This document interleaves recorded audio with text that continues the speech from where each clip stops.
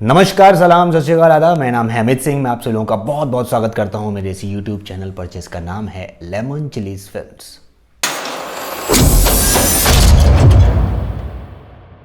आज हम लोग थोड़ी सी बात कर लेते हैं एक वॉइस की टेक्निक के बारे में, जो कि बहुत ही ज़्यादा ज़रूरी है।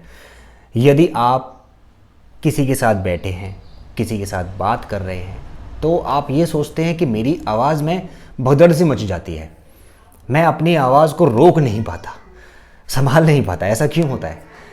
अक्सर हम लोग जब बात करते हैं किसी से भी, कोई अनजान व्यक्ति होता है, तो हमें ऐसा लगता है कि हम भड़ भड़ भड़ भड़ अपनी बात बोलते हैं और हमारी बात ख़त्म हो जाए जल्दी से। और उस वक्त क्या होता है, वो सबसे बड़ा डिसअपॉइंटिंग हमारे लिए ये हो जाता है कि हम अपनी बात जो हम प्रैक्टिस करके जाते हैं बतौर बहुत ही अच्छे आर्टिस्ट के तौर पर, वो हम अपनी बात नहीं रख पाते। चाहे वो कोई बिजनेसमैन हो, चाहे वो कोई एक एक्टर हो, चाहे वो कोई भी हो। शुरुआती दौर में उसके साथ ये समस्या तब आती है जब वो ये सोचता है कि उसको अपनी बात बहुत जल्दी रखनी और ख़त्म करनी है बस। तो आज हम बात कर रहे हैं ठहराव की। तो दोस्तों, ठहराव हमारी बातों में किस तरह से आता है?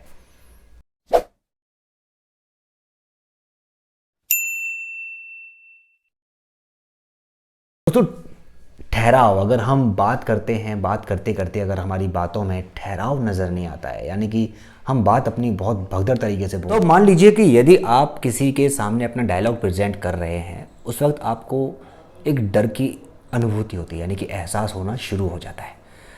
अब मान लीजिए जब आप किसी के सामने, यानी कि बंद कमरे में, अब आपको एक डायलॉग प्रेजेंट करना है, आप जस्ट फील, इमेजिन कीजिए, क्योंकि हम लोग सब एक्टर्स को इमेजिन बहुत करना पड़ता है। तो हमें एक इमेजिन करना है कि हम डायलॉग को प्रेजेंट करने के लिए कैमरेमैन के सामने खड़े हैं और वो बंद कमरा है। उस बंद कमरे में सब कुछ शांत है बिल्कुल, और आप हो और एक कैमरामैन है जो कि आपका ऑडिशन ले रहा है। उसने बोला एक्शन। एक्शन बोलते ही आपके सामने एकदम क्या हुआ, अचानक वो सारा का सारा प्रेशर आपके ऊपर आ गया कि बॉस अब तो मुझे करना है कैसे भी करके। और उसके बाद धीरे धीरे धीरे धीरे आपको जब ये एहसास होगा कि मैं घर से आया हूँ और अगर मैंने अच्छे से नहीं करा और मैंने सही ढंग से प्रेजेंट नहीं करा तो कैसे, वो क्या सोच रहा है और वो मुझे सेलेक्ट करेगा कि नहीं करेगा, वो इतना ज़्यादा हम प्रेशराइज अपने आप को कर बैठते हैं कि हमारे अंदर का जो डर है वो इतना हावी हो जाता है हमारे ऊपर कि हम ये भूल जाते हैं कि हम यहाँ पर डायलॉग प्रेजेंट करने आए। तो उसके लिए हमें सबसे पहले अपने इस जो डर को, जो हमारे इस दिल में घुस गया है, उसको निकालना है।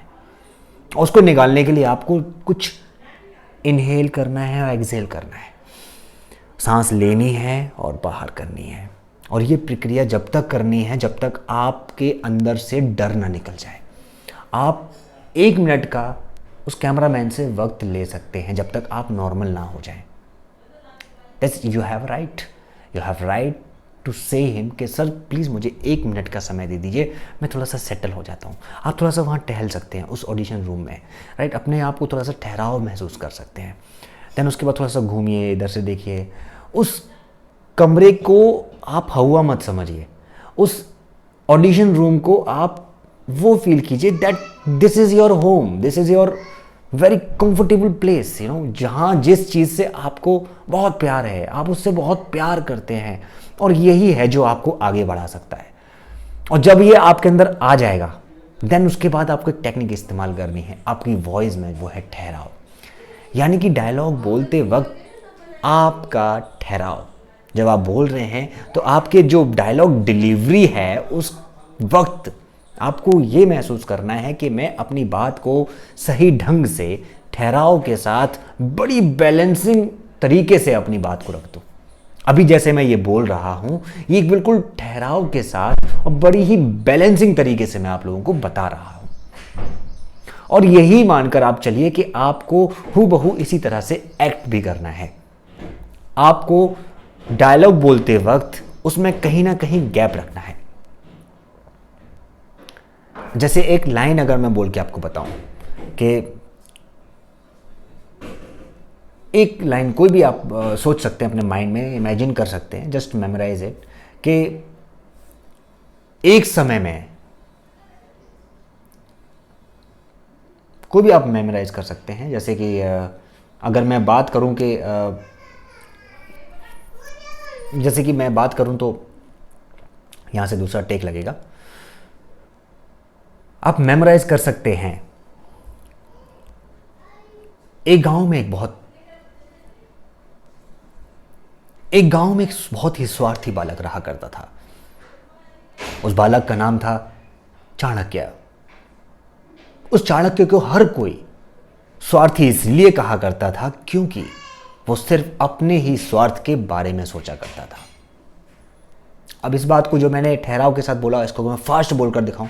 एक गांव में एक बालक रहा करता था जो सिर्फ अपने ही बारे में सोचता था, जो सिर्फ हमेशा अपने स्वार्थ के बारे में सोचा करता था। अब दोनों में बहुत फर्क है। दोनों में ठहराव था पहले वाले में, इस वाले में थोड़ा ठहराव कम नजर आया। हो सकता है थोड़ा देखने में और सुनने में अच्छा लगे, लेकिन वो डायलॉग की डिलीवरी और डायलॉग की जो डिमांड है, डायलॉग का जो फील है, इमोशन है, उसके अकॉर्डिंग है। चीज़ है वो आपको समझना है कि जो हमें फील देना है, क्या वो उस डायलॉग में, उस सीन में, उस पर्टिकुलर डायलॉग में वो फिट बैठ रहा है या नहीं बैठ रहा है। और यही चीज़ को फील करना है हमको जब हम एज एन एक्टर अपने आप को प्रेजेंट करते हैं, तो हमें वो कैरेक्टर खोजना पड़ता है। डायरेक्टर हम पर छोड़ देता है कि बॉस आपको ऐसे करना है, आप कीजिए। बड़े बड़े जब आप एक्टर बन जाते हैं, जब बहुत बड़ा नाम हो जाता है, तो आपके हाथ में वो एक पूरा जोन होता है कि आप अपने अकॉर्डिंग वो सारी चीज़ें कर सकते हैं। ओके गाइज, तो ये जो चीज़ है, यानी कि डर आपको पहले भगाना होगा, क्योंकि डर ही आपके अंदर का सबसे बड़ा दुश्मन होता है। लेकिन इसको आपको दोस्त बनाना है। डर हर किसी के अंदर होता है, मेरे अंदर भी है, एक बड़े बड़े एक्टर के अंदर है, बड़े बड़े डायरेक्टर के अंदर है, हर किसी के अंदर डर होता है। ये आप नए नहीं हैं और ना मैं नया हूँ, हर किसी के अंदर डर होता है। और ये कोई गलत बात नहीं है, डर लगना भी किसी हद तक बहुत सही है। लेकिन डर को अपने ऊपर हावी होने देना, ये थोड़ा सा आपके लिए एज एन एक्टर थोड़ा सा मुश्किल हो सकता है, क्योंकि आपको अपना 100% देना है। आपको ये दिखाना है कि that you can do it better और बेटर एंड मोर बेटर। अब उसके लिए आपको अपने ऊपर इतना ज़्यादा बैलेंसिंग करके चलना है, आपके डायलॉग्स में, आपके वॉइस और आपके मॉड्यूलेशंस में। वॉइस में मतलब ठहराव को इतना ज़्यादा विशेष तौर पर ध्यान देना है कि आपके जब डायलॉग बोलते वक्त आपके जो शब्द हैं वो एक दूसरे से लड़ाई झगड़ा ना करते नजर आए। आपका जो शब्द है वो बिल्कुल साफ सुथरा नजर आए। ये बात आप हमेशा याद रखिएगा, कहीं भी आप बात करें उसके लिए। देखिए एक्सरसाइज है, कोई एक्सरसाइज नहीं है, ये एक्सरसाइज है कि कोई एक्सरसाइज नहीं है। आपको सिर्फ और सिर्फ जब आप घर में बात कर रहे हैं, दोस्तों से बात कर रहे हैं, रिश्तेदारियों में बात कर रहे हैं, या कहीं भी शादी में, पार्टी में, कहीं पर भी किसी से बात कर रहे हैं, तो आप अपनी बात को बड़ी ही सलीके से, ठहराव के साथ और बड़ी ही विनम्रता से कीजिए। अपनी बात को बड़ी ही अजब और तजब में बोलना है, ताकि किसी को ये महसूस ना हो कि यार आपके अंदर बड़ा हड़बड़ी है। तो हड़बड़ी मत कीजिए। हड़बड़ी करने वालों के साथ ज़्यादातर जो ऐसा होता है कि आपकी जो बातें हैं वो बड़ी फास्ट तौर पर नजर आती हैं, दर दर दर दर दर दर दर दर दर दर दर दर दर दर दर दर दर, जैसे रेलगाड़ी छूटती चली जाती है ना। ऐसे नहीं करना है आपको। आपको बहुत ही नॉर्मल तरीके से अपना काम करना है और बहुत ही आराम से, इत्मीनान से आपको बोलना है। ओके गाइज, मेरे ख्याल से आप समझ गए होंगे कि आपको किस तरह से प्रैक्टिस करनी है। और इसका कोई एक्सरसाइज नहीं होती है, ये आप रोज़ अपने रोज़मर्रा की ज़िंदगी में कर सकते हैं और वही आपका इलाज है। और जो लोग फास्ट बोलते हैं वो स्लो हो सकते हैं, जो स्लो बोलते हैं वो थोड़ा फास्ट हो सकते हैं। मतलब बैलेंस बनाकर चलना है। जो बहुत स्लो बोलते हैं उनको थोड़ा फास्ट भी बोलना पड़ता है। अब ऐसा ना हो कि आप हर जगह पर स्लो बोलना है और ठहराव में बोलना है। ठहराव का मतलब है कि सही जगह पर सही चीज़ पर ठहराव देना है।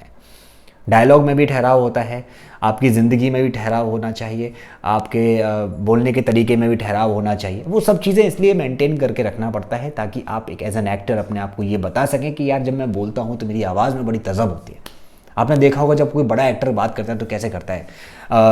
मैंने अपनी ज़िंदगी में जो भी कुछ किया वो एक बहुत ही महत्वपूर्ण ज़रिया है। मैं अपने घर के सभी लोगों से सीखा, अपने आस पड़ोस के माहौल से सीखा, मैंने इमेजिनेशन किया। ये सब बातें आपने सुनी होंगी दोस्तों, किसी ना किसी बड़े एक्टर के मुंह से सुनी होंगी। तो वो क्यों ऐसा पॉज लेते हैं कि मैंने ऐसे करके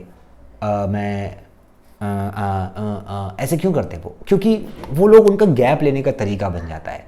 जब वो किसी से इंटरव्यू कर रहे होते हैं या फिर कोई इंटरव्यू ले रहा होता है उनका, तो उनसे बात करने के दौरान उनकी आदत हो जाती है ये, राइट। तो ये कोई उनका ठहराव करने का, उनको डायलॉग को मैच्योर करने का, डायलॉग को सही बोलने का, अपनी बात को सही ढंग से रखने का ही तरीका होता है और कुछ नहीं होता। वो अपनी बात को सही ढंग से रखना चाहते हैं, इसीलिए वो थोड़ा सा जो तोलते हैं, फिर उसके बाद मोलते हैं कि इसका भाव कितना होना चाहिए, उसके बाद वो उसको बोलने की कोशिश करते हैं।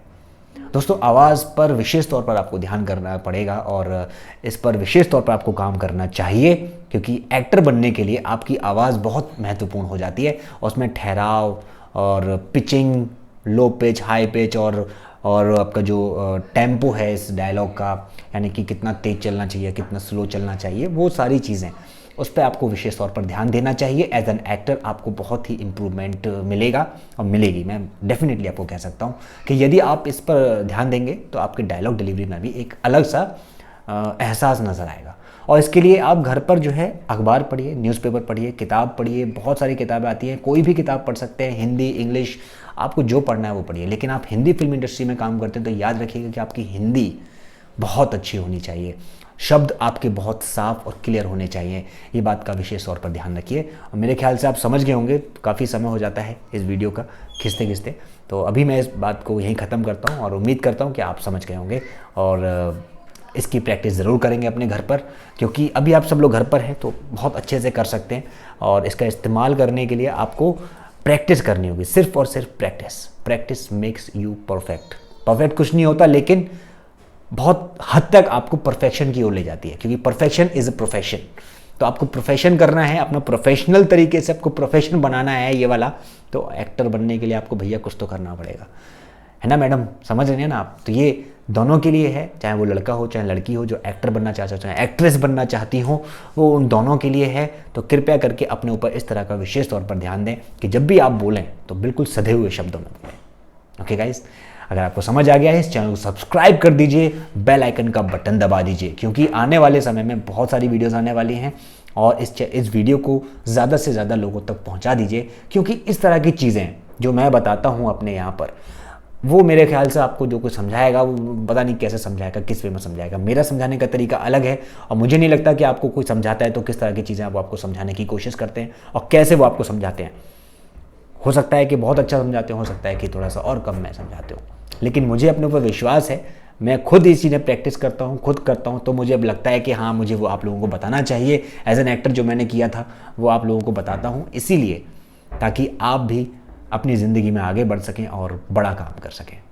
ओके गाइज, अगर आपको समझ आ गया है तो इस वीडियो को लाइक कर दीजिए 100% और शेयर कर दीजिए, सब्सक्राइब कर दीजिए। ओके गाइज, एक बार सब मिलकर बोल दीजिए, हे बॉलीवुड।